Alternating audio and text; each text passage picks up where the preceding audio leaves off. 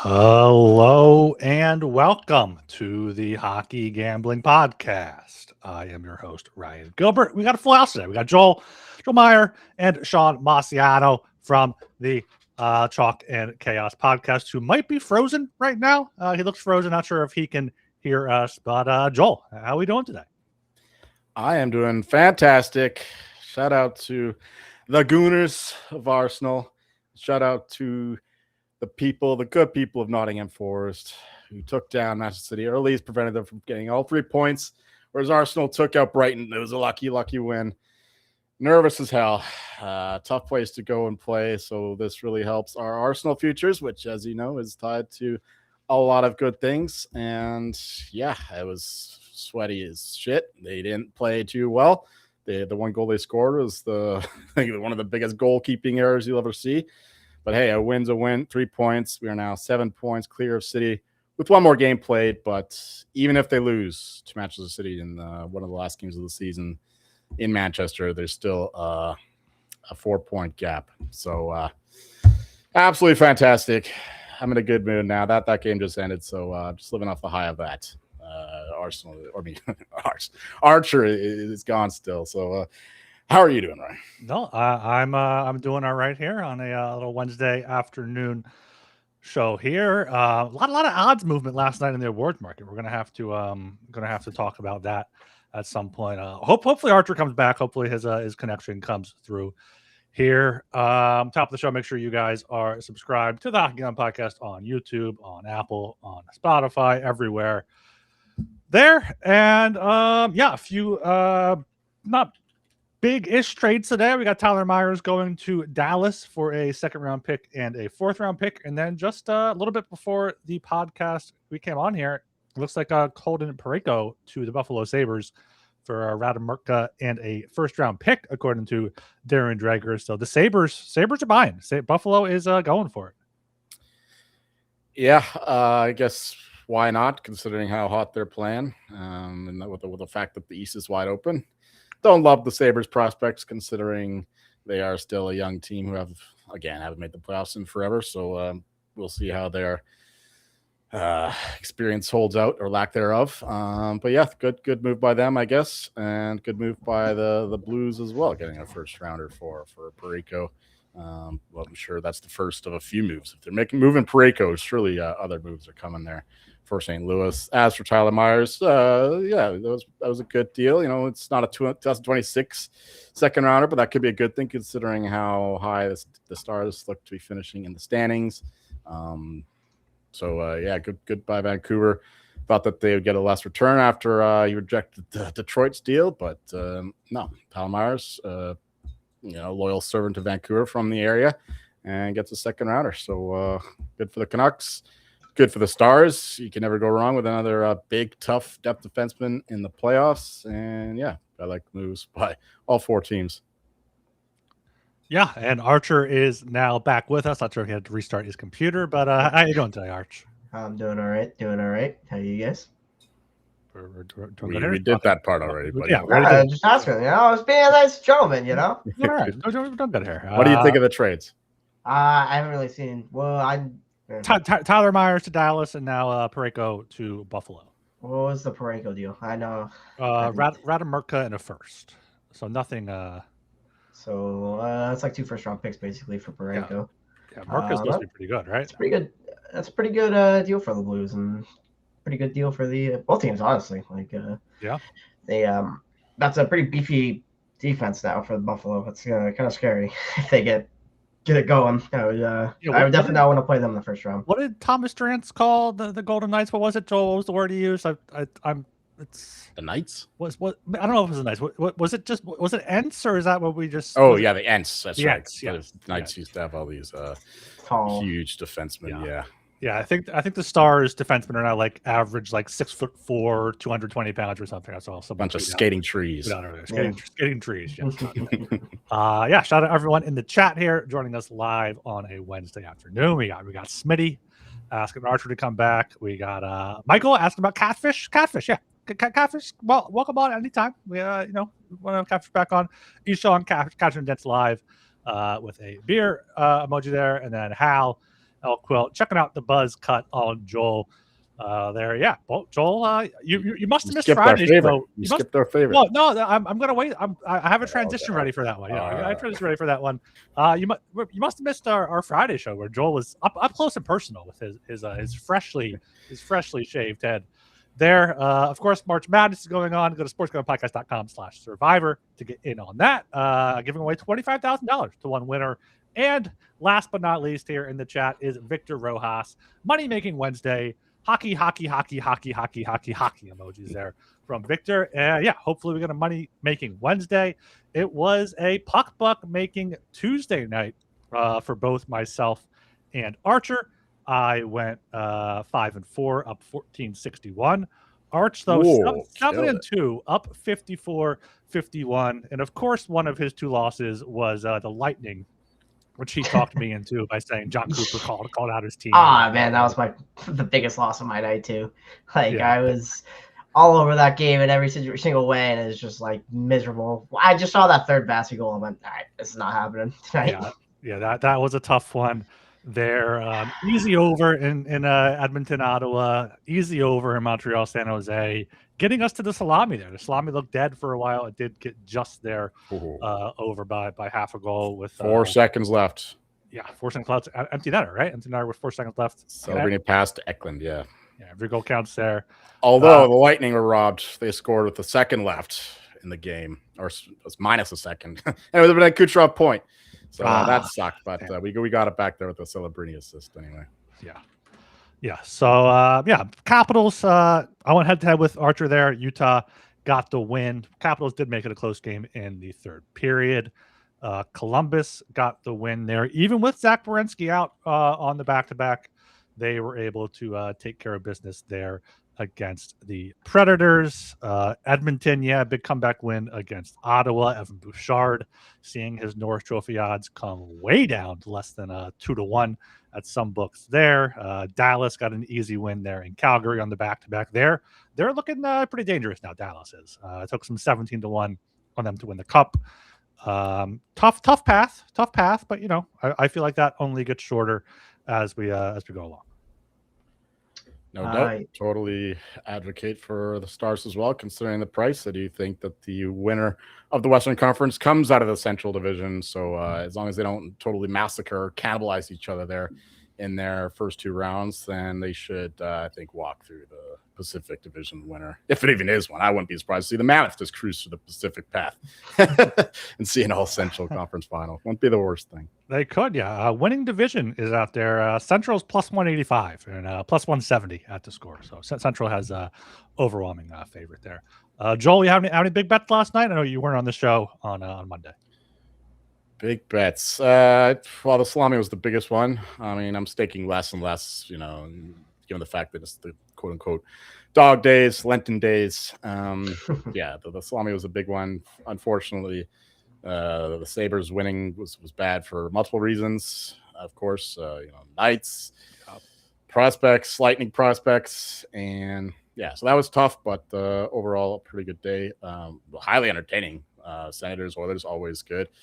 The Sharks, Canadians, so it delivered. The night side I thought was one of the best of the entire season there in terms of the matchups and how many goals were scored. Avs just crushed the Ducks with ease. Just a tremendous day of hockey, I thought. Yeah, and speaking of Utah, from Elliot Friedman, hearing Utah and Calgary are closing in on a Mackenzie Weegar deal. So Utah could add their defensemen, still have room to add a forward as well. So Mammoth are definitely making some moves there. All right. Speaking of the Mammoth, let's start off here. The Thursday, March 5th, got 8 games on the docket. Starting at 7 p.m., got the Utah Mammoth minus 120 at the Philadelphia Flyers plus 100. Over 5.5 minus 125. Under 5.5 here at plus 105 here. Flyers have won 3 in a row. Dan Vladar has been great since returning from the Olympics here, but I don't think I can back the Flyers. Utah has been good since coming back from the break. Alternating wins and losses, though, so have to see if they're able to get 2 wins in a row here on the road. Both teams had 2 power play goals in that game in DC, so that could be something to watch here. The Flyers' penalty kill has been pretty good, and their power play is awful, as it has been for the past 10 years now. Flyers dealing with a few injuries. Travis Konechny is missed last game. He's a game-time decision. Nick Seeler, game-time decision as well. Ristolainen could be traded, could be held out, could be hurt because he's always hurt. And Utah now is healthy. They got Coley back. We'll have to see what the return is in the Uyghur deal, if it's any roster players. But I think the only way you could possibly go in this game is Utah at only -120. But I will take a look at that under 5.5 at +105. Utah not allowing a ton of goals. Could see a 2-2 overtime type of game here with both teams needing points as well. So give me the under 5.5 +105 for $15. I do like the under, but I won't spoil it for you. I'll stay away. You've been good on totals recently. Yeah, all right. We'll see how the Kraken under goes today. The line actually moved against me there, but anyway, for this one, I also agree with you in terms of the mouth. Not the greatest away team, but still a superior team to the Flyers, and they I think the more desperate team as well, considering their spot is far from solidified in the West. So yeah, $15 on the Mammoth money line there at -20. Yeah, I already got my Mammoth bounce back game in, so I'm not going to take any play for the side or total. I don't really have a maybe see if it gets to a 6.5. I'll take the under then, but gonna wait and see tomorrow. All right, going down here to 7 o'clock again. Got the Buffalo Sabres -115 at the Pittsburgh Penguins -105. Under 6.5 -115. Over 6.5 at -105. Joel, what do you got here? Well, the Sabres are rolling, and they're winning these games pretty convincingly. Taking out the Lightning, the Panthers, and then the Knights pretty comfortably. Well, it's a closer game than the at least the earliest score suggested, but still, they're winning these games pretty comfortably. Then, of course, the Penguins without Crosby, they're still putting up a good fight. I watched a lot of that game against the Bees, and they didn't really provide much offense after the first period. In fact, there wasn't a single goal after it was 2-1 in the first period. So yeah, I think they're getting a pretty good price for the Sabres, considering they're a healthy team. Penguins missing the best player, and yeah, Sabres just rolling, like I said. So again, let's go $15 only way team there at -115, and we'll double down $15 there. Only over 6.5. Penguins still an over team, despite that odd game against the Boston Bruins. So away team in the over. Yep, kind of heavy on the Sabres to keep rolling here. $30 just for anyone wondering. I like them in the spot. Think the Penguins can't generate much offense, but now that Crosby's gone, that kind of balances fading clearly. So I think they're going to start to fade into oblivion here as the Sabres continue to roll. They're also making that. Do you think Parenko will play tomorrow, or do you think they're going to have to wait? Probably not. Yeah, well, even regardless, it's not like it really mattered. They're in Seattle today, going all the way over there. Yeah, so he gets to play they get to play basically their whole team anyways, so it's like their team hasn't changed at all. They're just adding Parenko. So Sabres, I think the money's going to go that way too, so I think it's better to bet now than later. Yeah, Sabres aren't going to have Parayko, but they have the juice of knowing they got Parayko, knowing they're going out and buying. So they're going to want to they're going to be up on their toes there. $20 on the Sabres with you guys. One into New Jersey, Florida, and Tampa. Got 3 road wins. Don't see why they can't do it. In Pittsburgh, they are now 4-2 as road favorites. Pittsburgh is 6-6 as home underdogs. So Sabres here -115 for $20. I would like a Penguins win here for the record. We got an Adams show off here. Remember, we saw this was the last game, I think, before the break, where the Penguins absolutely throttled the Sabres. So I wouldn't mind seeing that again and perhaps cool off. Back in their mind, though. Andy Ruff's Jets. Yes. All right. 7 o'clock again. Florida Panthers -105 at the Columbus Blue Jackets -115. Under 6.5 -130. Over 6.5 +110. Arch, what you got? The over in the Blue Jackets here. I think the Blue Jackets roll. Panthers are clearly going to be a sell-off team here. Don't really know why the under's getting money here either. Panthers are an over team. Columbus can't hold the lead anyways to save their life, typically. So very good chance to an over at I feel like that should be like going the other way. So Pretty heavy on both, 30 puck bucks each. I'm gonna have a lot less bets this slate, but just more staking. Those I like. I like it. I'm going to pass on the side, but you know what? We'll also go heavy on the over there. Plus 110 over 6.5. Let's go 30 puck bucks there as well. Yeah, a lot of the reasons that Archer said. I mean, the Jackets, like, it's the same old team. They go up 3 goals, they're going to blow it, and that leads to 7 goals. Pretty simple math. And yeah, like 2 over teams. I agree. Don't know why the under is getting bet, but love it. Plus 110 for 7 goals. I'll bet that all day. Yeah, agreed there. 20 puck bucks on the Blue Jackets, and then 25 on that over 6.5 at plus 110. Jet Greaves left last night's game with an injury, so he's fine. It was just a concussion thing. Okay, well, I don't know if they have a goalie slated for tomorrow yet, but Bobrovsky is on the trade block. Apparently, he might not be starting. I saw the Panthers sign Louis Domingue. I think we might prefer Bobrovsky at this point. Well, yeah, for the over, we might there. But yeah, Blue Jackets here. They're trying to get into the playoffs. Panthers are too, but Panthers kind of see the writing on the wall at this point. Do monitor the whole Werenski situation. The first meeting this season was 7-6 Florida in overtime. Columbus went up 4-1, and then Florida stormed back. So love the over here, and I like the Blue Jackets at home as well. Okay, we are brought to you by Kalshi, every home and picture market, legal in all 50 states. Kalshi has a ton of trading options for your favorite sports. Besides sports, they have tons of other markets, including politics, entertainment, and even the weather. Kalshi, you can trade anything. New Kalshi customers get $20 when they use promo code SGPN. That is Kalshi, Kalshi, promo code SGPN. And Rhythm has been on a heater for college and NBA picks. Super easy to sign up. You can run predictions off the house model or make your own and play with the sliders. Rhythm works really well with Kalshi too. So looking to go premium? Use promo code SGPN25 when you download the Rhythm app for 25% off your first month. Download Rhythm and use promo code SGPN25. Okay, here at 7 p.m., got the Toronto Maple Leafs at the New York Rangers, both teams at -110, over 5.5, -135, under 5.5, plus 114. It is a back-to-back for the Leafs. They are sitting out Ekman Larson, Scott Laughton, and Bobby McMahon tonight. I forget who they're playing, but Devils, of course. Devils. Oh, right, Devils. Absolutely. On the Devils tonight. Not too far of a trip to go play the Rangers, who are just as bad as the Leafs right now. Yeah, they both have 23 wins. Rangers have 7 home wins. Leafs have 7 road wins. Leafs won the first meeting in overtime back in October. Rangers have gone to overtime in 3 straight. So maybe a sneaky draw play here. I imagine it would be Shesterkin for the Rangers, but I'm just going to put 5 puck bucks on the tie, assuming around -310. Gross.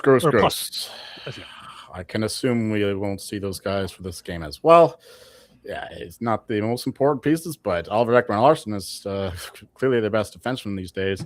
So that's a huge hit. You're giving 15 puck bucks on the Rangers. They're playing better now that Adam Fox is around, keeping things afloat. And shutting down JT Miller is probably a good thing for the team. Get him away from the locker room because he's just a grumpy guy in general, and that's not what you want to amplify the misery there with the shitty Rangers team. So, yeah, disgusting game, but I think the Rangers come out on top, and I would bet the under, but I don't want to double down on this shit show. Pass. All right, down to 8 o'clock here. We got the Boston Bruins -105 at the Nashville Predators -115, under 6.5 -130, over 6.5 plus 110. Arch, what you got here? I kind of like this over here. Both teams are kind of trending to the over, especially the Bruins. Despite the recency for the Bruins, they have a bad penalty kill anyways.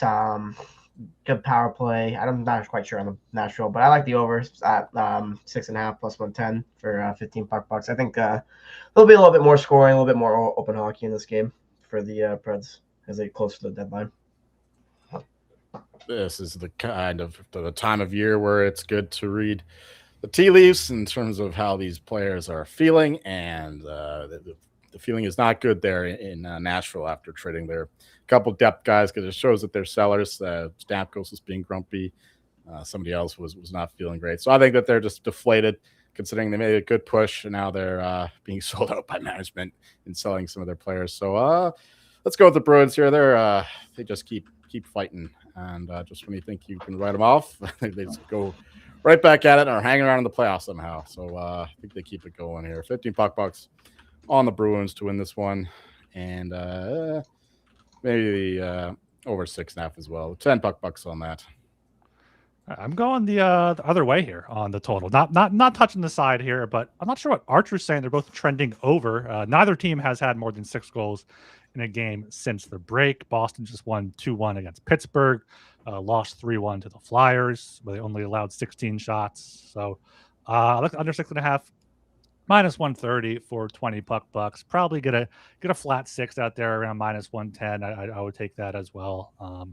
Don't really see either side scoring too much, and we could see some. I guess Boston might be trying to buy, so I guess I would go that way. I hope not, unless they get Robert Thomas. That'd be huge for them. Unless they're using the Toronto pick, I guess, right?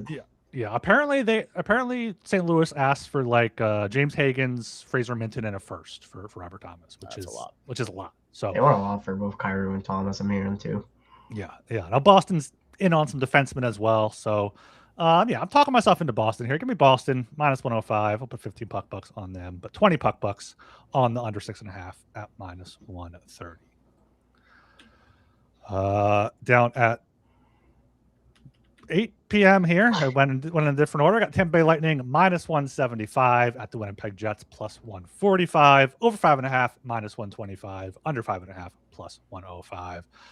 Joel, how are you feeling about your Lightning? Well, John Cooper can go back to fucking Milan, because ever since he's been back on the bench, Lightning have looked like utter shit. That first game against the Leafs, they looked like the Canadian national team. I mean, I guess a lot of teams do against Toronto, but still, they were absolutely clicking, firing, won that game comfortably, or should have if it weren't for some shenanigans at the end. But last few games they've been pretty fucking bad, and this is a good spot for them to turn things around. You mentioned Coop calling them out after the loss to the Sabres? Yeah, they lost 6-2. Didn't get it done against the Wild, but I think they can here against the Jets. I don't know how this game ended. Jets, Blackhawks. Was it Blackhawks winning in overtime? Blackhawks won in overtime, yeah. Yeah. Well, no, Jets won in overtime. I think it was Cole Perfetti, your boy. Oh, that's nice. Mom's Perfetti. The Jets are somehow still hanging around. I know I saw Dom gave him like 16% before that win against the Hawks, so they have a fighting chance. So they're still hanging around. But the Lightning, I think they turn things around here. So anything under $2, I think is a good play on the Lightning. Let's go 10 bucks on the minus 1.5 at plus 145. They like to win games by margin, and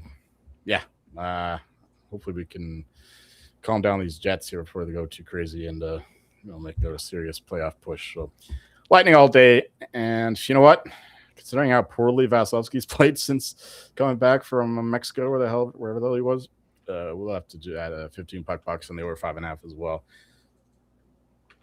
Yep, I'm going the same way on the over there. Over 5.5, 15 bucks.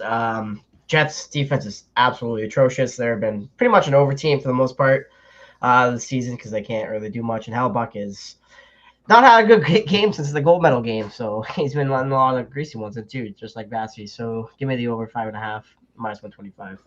Yeah, Hellbuck showed up when he has to. He can take the rest of his season off now in Winnipeg. I would probably go with the under if I had to go with the total. I think Vasilevsky should be locked in after letting in at least one bad goal there against Minnesota. The one was really bad. Winnipeg not really scoring too much, but also they're missing a few defensemen. Josh Morrissey and Neil Pionk are both out. Lightning on the puck line is my only play, plus 145 for 15 bucks there. All right, down to 9 o'clock. Got the Ottawa Senators minus 148 at the Calgary Flames plus 124.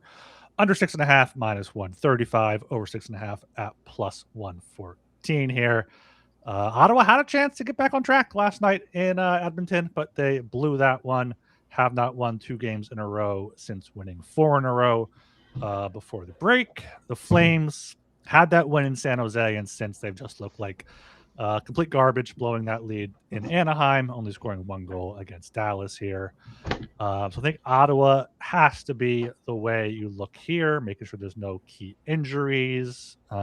Ottawa minus 148, 30 puck bucks on that. Just the much better team, might still be trying to make the playoffs. And Calgary had to use both goalies last night, so not really trusting either of them. So yeah, give me the Sens minus 148 for 30 puck bucks. And if I had to play a total, probably the under, but not gonna touch that.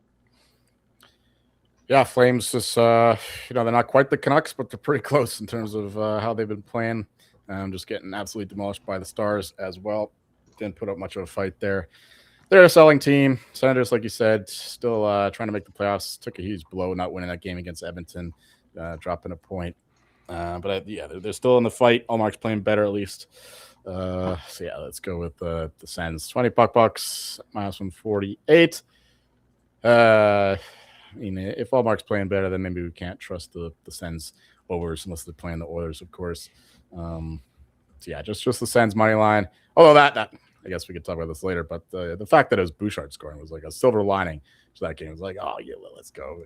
It keeps everything so interesting and bettable in the Norris market, but I'm getting ahead of myself. Pass. All right. 2 pass games on an 8-game slate here for March. All right. I see why I passed out. 9:30, last game on the docket. Got the New York Islanders plus 124. Out the Los Angeles Kings minus 148. Under 5.5 minus 115. Over 5.5 minus 105. Arch, close it out here. I'm going to use a P word here. I'm going to use the password here because I've got nothing for this game either. I don't really know because I think the Kings can win this, but I don't want to bet on the Kings, so I'm going to pass. Yeah, Islanders on the back-to-back playing Riddick tonight, so Sorokin tomorrow. The Kings, they got the new coach in town. They played the Avs. They were doubled in shots despite trailing for a lot of that game. I don't think that much has changed there in LA. Things are pretty bleak. They're on the outside looking in to make the playoffs. Good thing to horse shit. Islanders on the back-to-back. It's one thing that scares me, although it's just not much travel there at all. It's in Anaheim, Orange County, and downtown LA. But Islanders are nothing for me, and the under I guess would be the only thing that I might look at. I don't think that too much has changed there. With DJ Smith behind the bench in terms of how the Kings play, and of course we have two. Although Kemper's been absolute dreadful since coming back. Forsberg got lit up by the Avs. I can't trust the goalie on their side either. So, also, another pass game for me as well. I was going to say something. Yeah, I know. I just got nothing. I really don't. You look at it and you're like, oh. Yeah, I was looking at the under because you got Sorokin starting, you got the Kings playing low event hockey, but they allowed 6 to Vegas, 8 to Edmonton, 4 to Colorado. Islanders have scored 4 or more in 3 straight. But the Isles are 7-3 on the second half of a back-to-back, and now they have their better goalie in net. So put 15 puck bucks on the Isles here at plus 124. Maybe the Kings try to sell some pieces now after buying Panarin, but we'll see what they end up doing. No, I can't do that. No, last season. They're gonna be buying like madman. Like another stupid trade. Yeah, probably. All right, that is the 8-game slate there on Thursday, March 5th. Going to put up the puck bucks here at around the 29-25 minute mark of the YouTube video. If you want to go there and look at them, because I'm not going to read them all off. We're all on Buffalo. We are not all on Columbus. Archer and I are on Columbus pretty heavy. All on the over in the Columbus game. All on Joel and I are in Boston. Archer and Joel on the over in that one, and then Joel and I on the Tampa puck line and Ottawa there. So a few consensus plays, a few agreed plays between two of us. Right, yeah. Now we can get into the meat of the show, what everyone came here for. The player futures talk here, starting with the Norris Trophy, because I'm starting to see people say that Evan Bouchard should actually win it. like they're saying his defense. Well, yeah, it's improved. Edmonton fans. It's all on X, all of them. Yeah, no, it is. But here's the Norris Trophy odds on DraftKings. You got Bouchard as the favorite, plus 175. And you have Makar and Werenski both at plus 190. Quinn Hughes, 18-1. Lane Hudson, 50-1 here. It's just Quinn Hughes at 18-1. Like, that has to come down to single digits sooner than later. That's a good number. I haven't seen an 18-1. In fact, I bet 14-1 today. So yeah, that just shows where I'm at. It's Makar Hughes for me. I mean, Werenski can certainly win it. Bouchard can never win it. So I wish that the Werenski, Makar, Hughes cases were all into one, so I could just hammer the one guy instead of spreading it out like this. It's not ideal, but it's still a hell of a lot better than betting Bouchard. I mean, just think about it. Those are the worst defense in the league. Let's give the Norris Trophy, the award for the best defenseman, to a guy on the team with the worst defense in the league. What kind of sense does that make? Absolutely none. Yeah, he's great. Providing off. Joel's so hurt by Evan Bouchard. He had to go. Oh, Joel. No, he's back. Joel's back. Oh, there he is. He's back. I got hit by Mark Spector. You got hit by a Bouch bomb. Edmonton media guys. Yeah.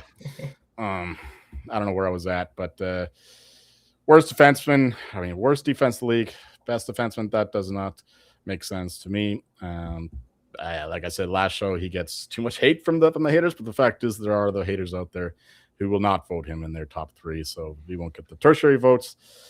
And yeah, I think this is a tremendous betting opportunity for just to bet the other three guys. It's just you got to navigate which one you want to bet, and the guy with the longest odds, I think, is still the best bet there, especially at this book at 18-1. And Quinn Hughes, I think Makar should be a little shorter. I think Werenski should be. He's the one that I would bet the least right now. We don't even know if he's playing tomorrow, so it could be the sickness is apparently something fairly serious.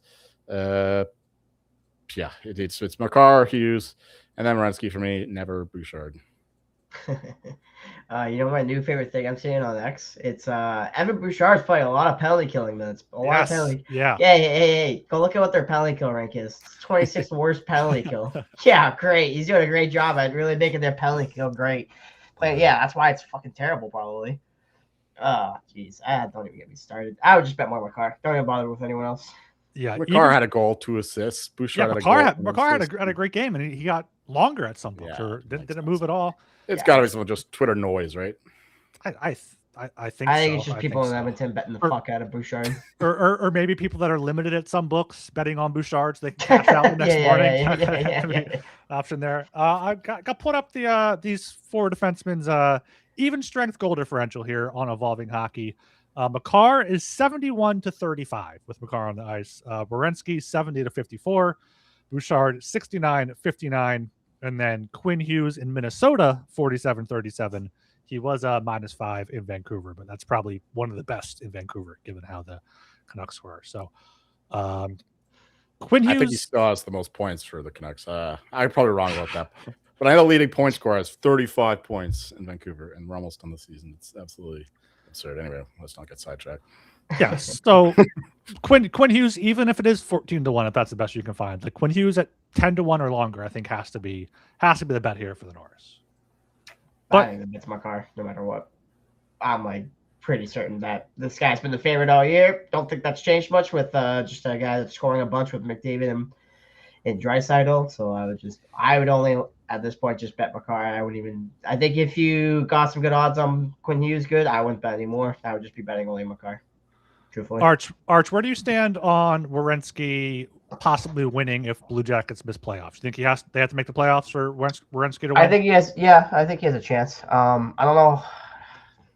It's going to be difficult. I think a little bit because they're going to be in a wild card 2 spot, and Makar is going to be the number 1 team probably in the West. So, and there's a lot of people that are kind of already been just saying Makar the entire time. Like it's been pretty steadily Makar this entire way through. Can't imagine it's going to change too much just because Bouchard gets a bunch of points. Yeah. I mean, it's Quinn Hughes is the best bet because it's 18-1. But like, if you're coming in fresh, don't have many bets like Makar at nearly 2-1 when he has been the favorite the whole season. Like, He's still at 64 points, one behind Werenski. It looks like he is heating up again. Like he does seem like probably the best bet. It's short odds. People like long shots. People like, the 20 to 1, 18 to 1s. But if you get a solid plus 190 on a guy that could finish minus 200 or higher, like I feel like that's a good number. Because Bouchard's never getting to a minus number. Werenski might get back there if he gets back after a few games, but it's just Makar or Hughes. It's always been Makar or Hughes for the past 5 years. Yeah, exactly. The two best defensemen. What a concept, just betting those guys. And just look at the defensive records of the Avalanche versus the defensive records of the Oilers. That's what it comes down to, and the Wild as well. And I'm not writing off Quinn Hughes at all. So 18 to 1. I think is a great bet. But Makar should be the favorite for sure. All right, before I go over to the Hart now, we are brought to you by Underdog. Underdog has you covered for pick'em for almost every sport. Underdog has just increased their payouts. 2 pick entries now pay 3.5 times their money, while 3 pick entries now pay 6.5. Underdog's got a brand new offer for new customers. Play just $5 and get $75 in bonus funds when you sign up with code HGP. And of course, Novig. Novig is America's #1 sports prediction market. At Novig, you're getting the best prices. Download the Novig app and get $50 when you spend $5 if you use promo code SGPN. Get in on the action with Novig, promo code SGPN. And we got Merch Madness going on, 50% off everything in the merch store with promo code March. You can get one of those great Hockey in the Podcast hats like Archer is wearing today. All right, over here to the Hart Trophy, you got Nathan MacKinnon now minus 150, Nikita Kucherov plus 270, around 3 to 1 at some books, Celebrini plus 475, and then Connor McDavid at 6 to 1 here. Celebrini had a big game for the Sharks. 3 points or so? A goal, Sharks, 3 assists. 4 points there. So yeah, his odds have not come down too much because of that. McKinnon had a few assists as well. 1 assist. 1 assist for McKinnon. Kucherov had one goal. And McDavid had a few assists. 2 assists. So, 2 assists. So I know that shit, man. Take it away, Joel. What do you think? You still thinking Celebrini? Yeah. It's the same story as yesterday. I think that the odds maybe didn't drop enough considering his powerful performance. And like I said, the Sharks have an easy schedule going the way. The Canadiens were one of their hardest games and took care of them. And they are plus 120 to make the playoffs. Celebrini is, 4 times that to win the Hart. I think they're pretty strongly correlated because once people see, the Sharks are in the playoffs, what the hell? How are they doing this? Oh, yeah, it's the Celebrini kid. Yeah. And then he's going to get all the attention again. And like Archer says, he gets all that attention from the Olympics, rolling it over into the regular season. Not that he didn't have tons of it going into the Olympics. But yeah, it's just Celebrini is the best bet at the moment. Think of McKinnon is the rightful favorite. Just minus 150 isn't good enough to get involved there. And Kucherov is maybe sitting the right price, but never McDavid for me. So Celebrini is still the best bet of the 4. Arch? Yeah, don't have much more to add. I think this is the best price you can get on Celebrini in the market. So if I'm not mistaken, I think it's usually like 3 to 1, like elsewhere. Really, so. 490 at FanDuel, and the worst odds are 450 at the score. So this is about even. All right, it's moved up then. I would just bet Celebrini. I mean, I'm not adding any more. I'm just gonna basically wait and see for a while. I don't know. I already have like decent odds on all top 3 outside of Max, so kind of just waiting and seeing. Yeah, you don't need to add any more Celebrini the way you're going. McKinnon is starting to scare me a bit. Up to 100 points now. I don't think McDavid's gonna get it because he has Draisaitl, he has Bouchard helping him out. McKinnon, like Marty Necas, 72 points. Like that's still a 28-point golf there, and obviously Celebrini is huge above whoever's second on the Sharks. Also, you guys see the clip of Celebrini going around Twitter and everything, his like 30-second shift where he was like dogging after the puck and stuff. And so he's getting hype. He's getting hype all over the place. I don't need to see Twitter to see that. Every time I watch him, he's pounding the puck. He's a beast. Yeah. I mean, that's the thing though. Mac, Cooch, and McDavid's cases are all completely different than Celebrini's. Celebrini's is almost like point regardless in a sense. Like, I don't know how to explain it outside of that. It's like he's just got to really make the playoffs. He's the main force of it. So it's not really a point discrepancy for him. It's really more so about getting that team to the playoffs is his narrative, and how much more points than he does have than anyone else on the Sharks do. So it is a little bit, but not the same as the other three. Yeah, you can still get McDavid plus odds to win the Art Ross, which I think is the best way to do it. He's definitely the best player in the league, but I don't know if he's the most valuable. Which is I don't know. You didn't see the stat I brought up? He's like accounting for 47% of their goals this season, so it's more than anyone else among Celebrini right now. So it is a Hart level player. He's still fucked up in overtime against the Americans. Yeah, plus there's the novelty factor for Celebrini. A lot of voters, they like this, the new guy, the new kid on the block, whereas not the same other three guys winning everything every time.